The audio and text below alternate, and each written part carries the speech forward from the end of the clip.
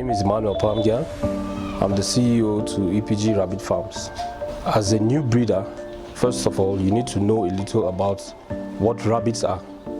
You get materials about rabbits to read. So my advice is, once if you have materials to read or you meet experts like us, we can put you through with the types of breeds of rabbits you need to start with, most especially your parent stock.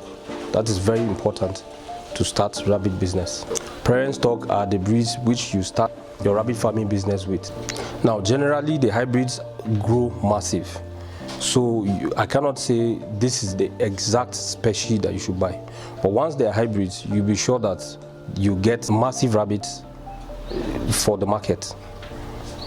So we have about 60 different massive hybrids in rabbits.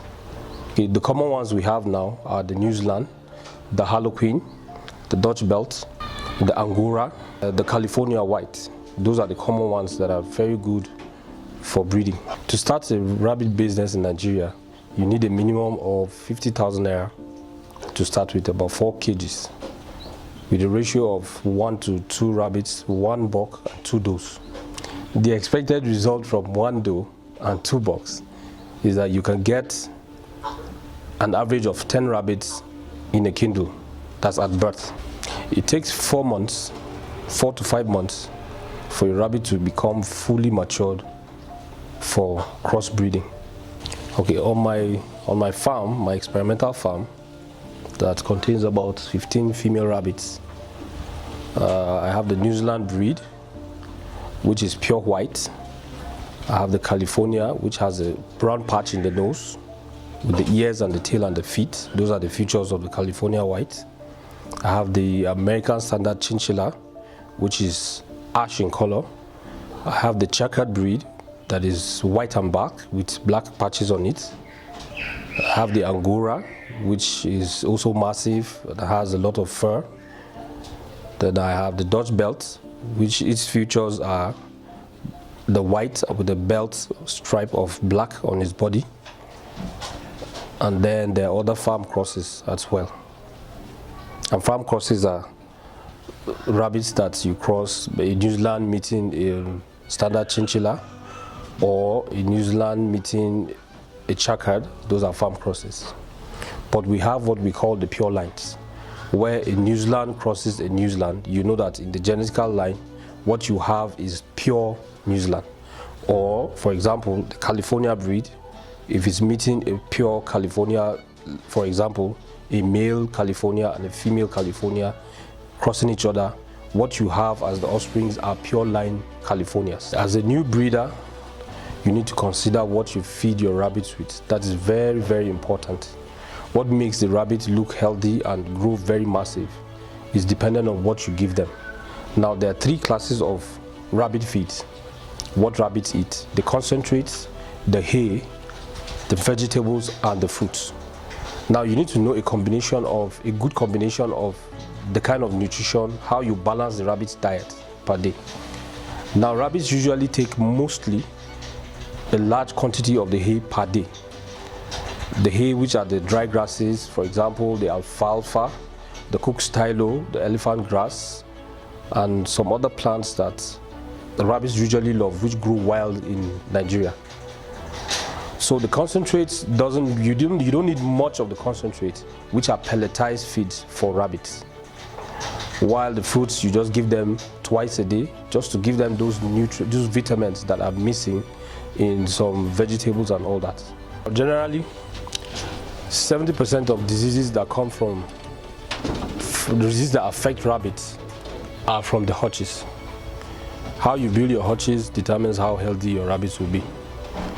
If you keep your hutches in such a way that the rabbits are always contaminated with damp, you find out that they have the contact diseases. The common diseases in rabbits are mensch, coccidiosis, they contact worms too. So there are 2 classes of treatment for rabbits. We could either go with the healthy leaves or the injectables. Healthy leaves, for example, we have the pawpaw leaf, moringa, bitter leaf, while the injectables we have ivomycin, the multivitamin injections, iron dextrum, and lots of them. Rabbit farming is very, very interesting. It is also very lucrative because rabbits are highly prolific. Now, what we've noticed in the market is that when you go to a restaurant, for example, they give you a menu. You have the beef, the chicken, the fish, the goat meat, turkey, pork. But when you ask for rabbit meat, they tell you where can they get that. And then when you see people asking, the few that know the value of consuming rabbit meat, when they come to you and ask for a certain quantity, for example 20, most of us are only on the breeding stage as of now, which means the demand for rabbit meat is very, very high, while the supply is very, very low. So my encouragement to people in Nigeria, especially the youths that are jobless, is to come in and join us in rabbit rearing so that we can pursue that gap in terms of supplying rabbit meat to boost protein production in the country. Rabbit manure is one of the richest organic manure compared to all other livestock. It has the highest content of nitrogen, phosphorus, and potassium compared to that of the cow, the pigs, goats, and then chicken. So you find out that when you're using rabbit manure in your garden, it is always evergreen. The rabbit urine also is very, very important, and how you collect it is from how you build your hutches, your cages. Now, if you build a cage and you have a gutter like this, once the rabbits drop their urine, it flows through the container here, which is the rubber zinc, and then it flows through the gutter. Then you can collect by the extreme end. Now, what you use the rabbit urine for, it is used for pesticide, and at the same time it is manure. Now, how do you use it for pesticides?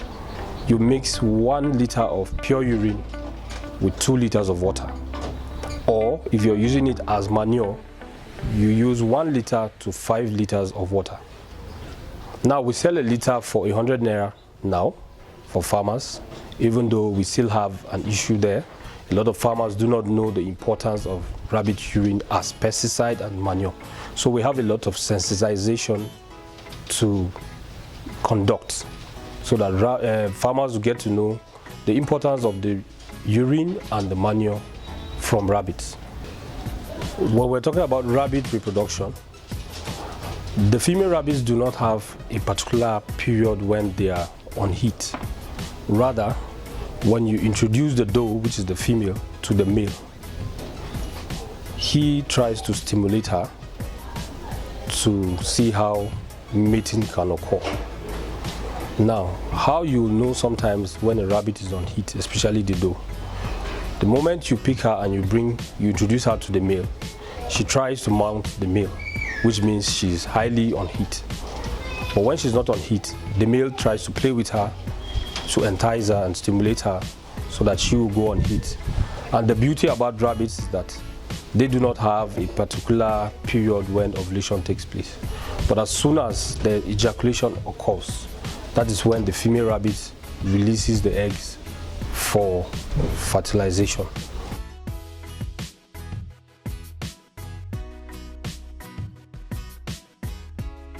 AgriBase is a platform that connects professionals in agriculture.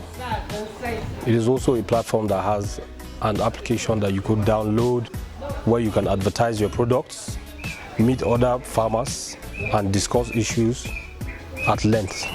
Thanks for watching, and keep watching AgriBase TV.